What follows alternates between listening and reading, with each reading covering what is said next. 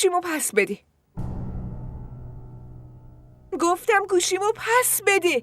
با تو اما گوشیتو کی بهم دادی؟ من بهت ندادم. خودت گوشیمو ورداشتی. برای چی باید گوشیتو بردارم؟ از همون موقع که پیش تو نشسته گوشیشو گم کرده. من خبر ندارم. کیفتو بده ببینم.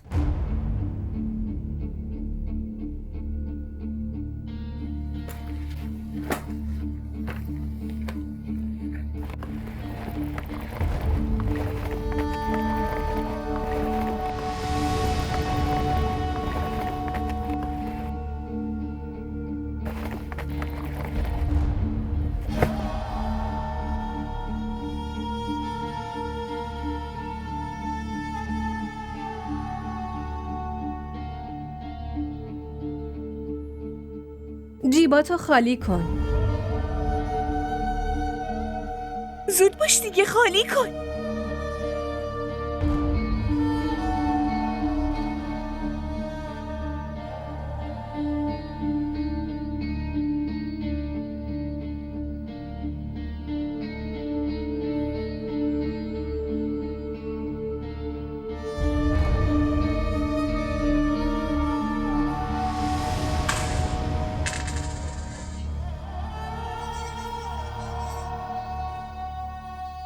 فروختیش؟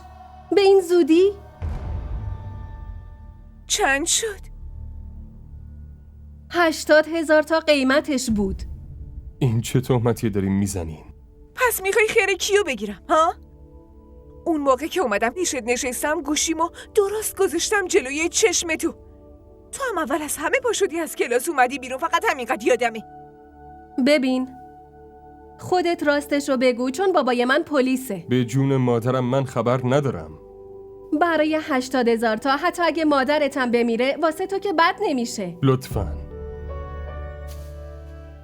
مادرها قیمت ندارن. چه مادر شماها باشه؟ چه من.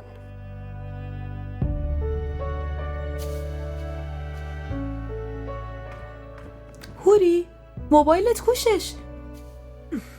این کرمه دزدیدتش. دست جنیده. همشون نشستن دارن با هم عکستو نگاه میکنن. چی؟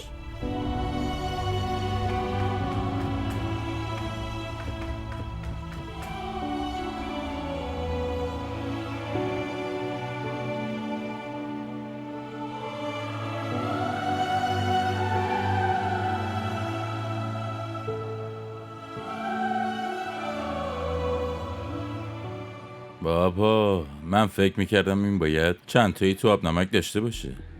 یعنی با هیچ کسی چت نمیکنه؟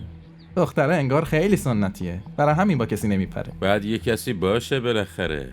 هرچی هم سنتی باشه حتما یه نفر هست، ولی به جز باباش حتی اسم کسی دیگه رو نمیاره. فقط عکس اون چتای اون هست.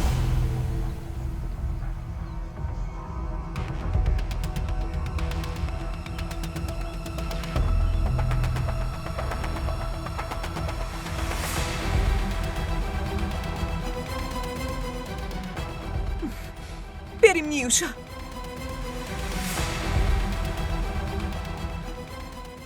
گفتم که رئیس، دختره انگار خیلی سنتیه.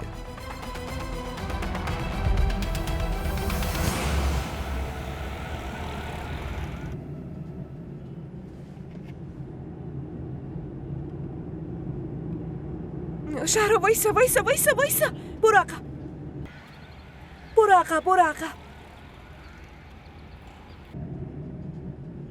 بازم برو عقب. خوبه. جمال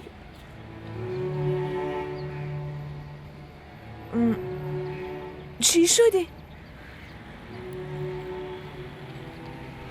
چیزی نیست. بنزین تموم کردم. من شهرام این دورو برای جای پمپ بنزین هست؟ یکم از اینجا دوره. نه ممنون خانم، خودم درستش میکنم. وایسا یه لحظه. خب یه لحظه وایسا حالا.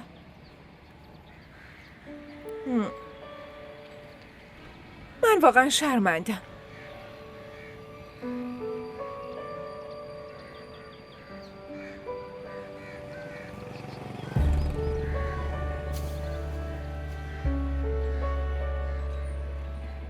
خانم بریم.